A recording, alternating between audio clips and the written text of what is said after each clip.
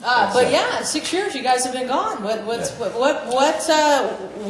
and how did it come all back together? We did a reunion tour. I had done a project called The Killer and the Star and started my own label, and I was trying to find a band to open up with. And Sam had called and was like, you know, why don't we get Cole back together just for fun and do 30 days? And we did a tour throughout America, and it was sold out. And the fans inspired us to continue and create a new record. So why did you guys break up? So they say. I don't even know if that's what you call it. But we had toured for like 13 years. It had been an experience. We had toured, made records, and we had no real life of our own. You know, and to take that time away and to break it really meant something. And I think we needed to clear our heads. Yeah, did you? Yeah, it's hard living on a bus for 13 years and touring. So. How did you clear? How did you become become better artist? It's nice to feel like you have your feet on the ground, because when you're on the road, you never know where the hell you are. You know? Yeah, you get lost. Time stops, and you come home, and so you go home. You buildings are built. We came back stronger. Yeah. It's kind of like that Southwest commercial, Good Night, Hello Detroit, and you're really in Cleveland. It's that kind of... Yeah. That's exactly it. You relate to that, don't you? Yeah. Hello, Cleveland. I mean, Las Vegas. Yeah, Los Angeles, Nevada. We had that, right? Scorpions did that to us once. Superfiction. A different kind of pain was inspired from some very dark things. Superfiction, what inspires the new album? Superfiction, you know, with the last two Cold records, with Year of the Spider, A Different Kind of Pain, it was very personal records, and our fans draw from that. So on this record, you know, our lives have changed, and we write about, when I hear the songs and we're creating the songs, I always, you know, write from what I'm doing right then. And we were in a bad place. We were in a good position. We were feeling good. Everything was cool. So I wanted to go back to the first two records and kind of write, you know, fictional songs, but at the same time I wanted to, since the last two records were so personal, I wanted to create the characters and give them emotion.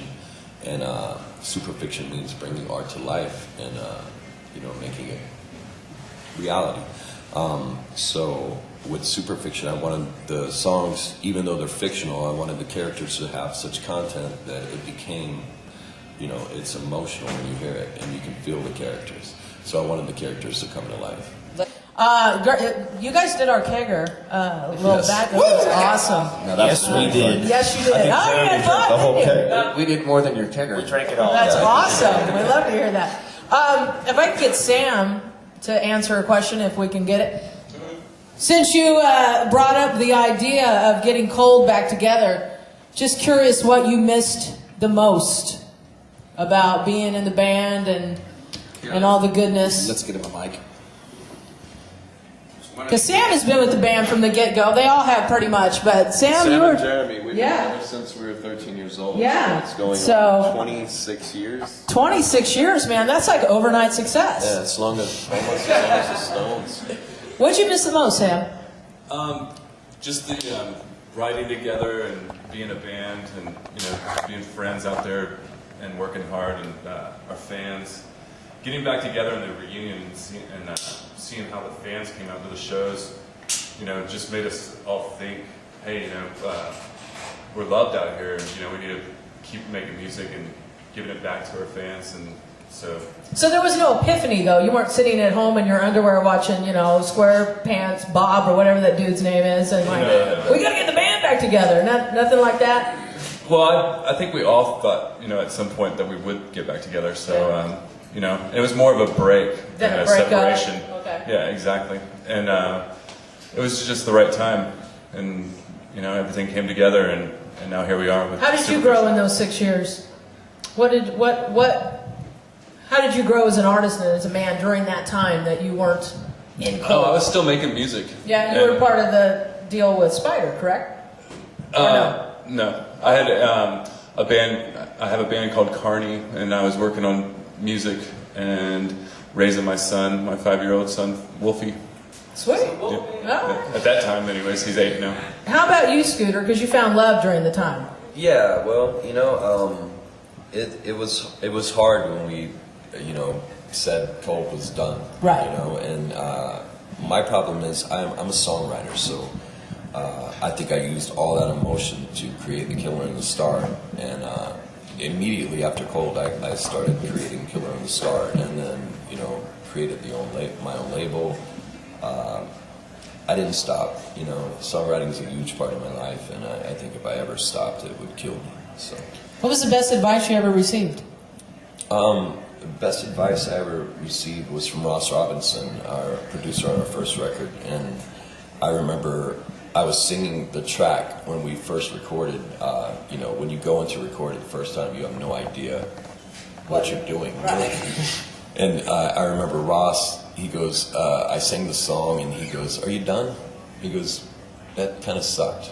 He goes, "Next time you walk up to a microphone, know that when you play music for people, that you have to bring them to that area where you created that song, and you have to make them feel that moment."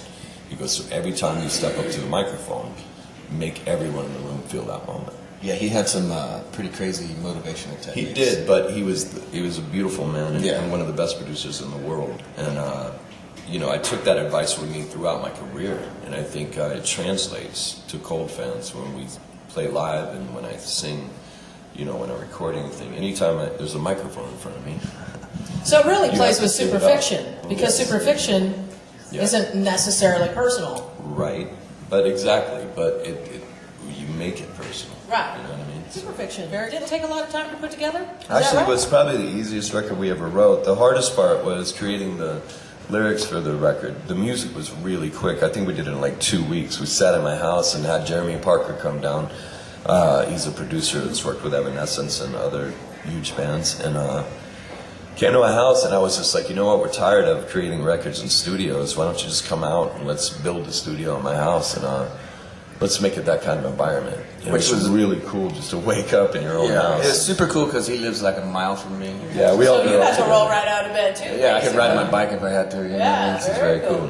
Do you ride bike? Yeah, I don't ride bikes, so I don't do But you anything could have. special. Except for skateboard every now and then.